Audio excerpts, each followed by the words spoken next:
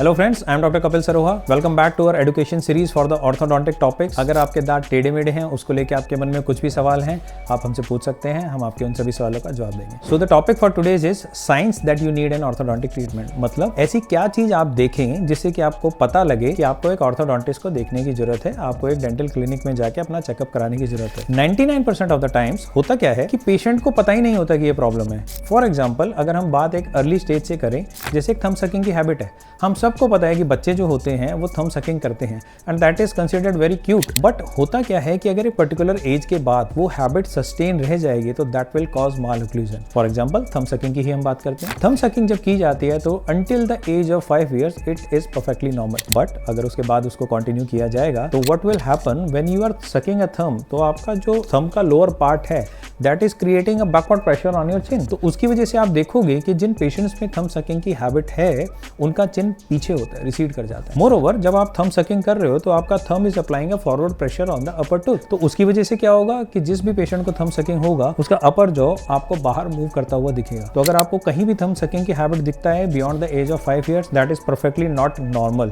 So you have to seek an orthodontist. Generally patients के parents जो होते हैं वो घबराए होते हैं कि हमने बहुत कोशिश की लेकिन बच्चा हैबिट नहीं छोड़ रहा। देयर आर वेरियस मीन्स जिसके थ्रू हम वो थंब सकिंग की हैबिट छुड़वा सकते हैं।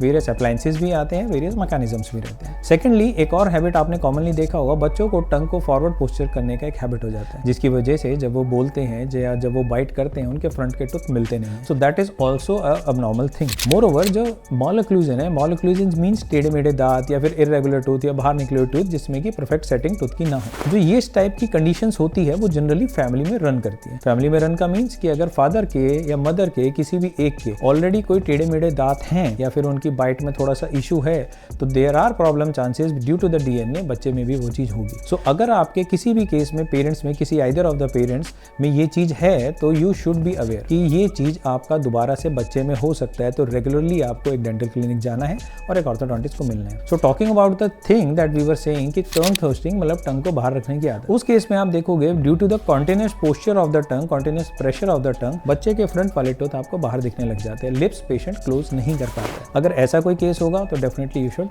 Seek an orthodontist. And the various conditions like, अगर आपको बच्चे के दांत दिखता है कि बहुत ज्यादा टेढ़े मेढ़े हैं, जनरली जो कैनाइन आता है हमारा upper, that is the third tooth, corner tooth, जिसको कि ब्यूटी टूथ भी हम कहते हैं, अगर वो टूथ आने में थोड़ा सा डिले हो जाए तो generally it gets impacted.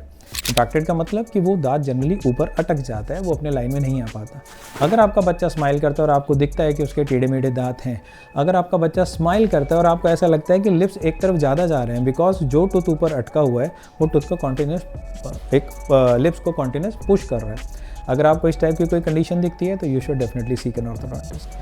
And the other thing is कि अगर आपको एस्थेटिकली कुछ भी बुरा लगता है, आपको लगता है कि जब बच्चा रिलैक्स होता है उसके लिप्स मिल नहीं पाते, या साइड पोर्शन से जब आप साइड प्रोफाइल से उसकी फोटोग्राफ क्लिक करते हैं तो अपर टूथ या अपर जॉ जो है वो बहुत आगे लगता है, या फिर वाइस वर्सा लोअर जॉ आपको बहुत पीछे लगता है, in these kind of cases you should seek an orthodontic help. And when you will be visiting an orthodontist, your thorough evaluation will be done and then the conclusion will be made कि आखिर आपकी जो condition है, what we call it and how we can treat that particular condition. So ऐसे various signs and symptoms आपको मिलेंगे जिससे आपको पता लगेगा. And the other thing is कि apart from this, generally it is considered an aesthetic treatment. Generally आपने देखा होगा कि बहुत सारी जगह बोला जाता है कि एस्थेटिक ट्रीटमेंट है, but studies have proven it is an functional treatment.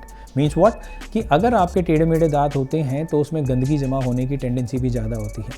अगर आपके टेढ़े मेढ़े दांत होते हैं तो उन टूथ का घिसने का रेट और उनका अपनी बोन को अपनी जगह छोड़ के लूज होने का रेट हमेशा ज़्यादा रहता है.